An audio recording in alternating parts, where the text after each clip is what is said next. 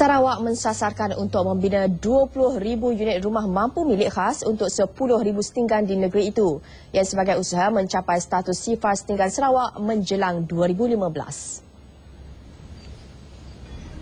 Menteri Perumahan dan Pembangunan Bandar Sarawak, Datuk Amar Abang Johari Tun Openg berkata, untuk itu kerajaan negeri akan bekerjasama dengan Syarikat Perumahan Negara Berhad SPNB dan kontraktor tempatan untuk membina pelbagai jenis rumah termasuk rumah kos rendah dan flat.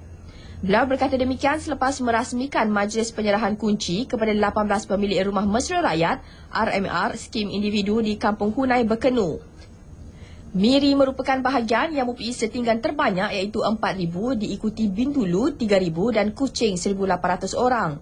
Sementara itu, pengarah urusan SPNB Dr. Kamarul Rashdan berkata, SPNB telah meluluskan peruntukan tambahan berjumlah 50 juta ringgit untuk membina 500 unit RMR.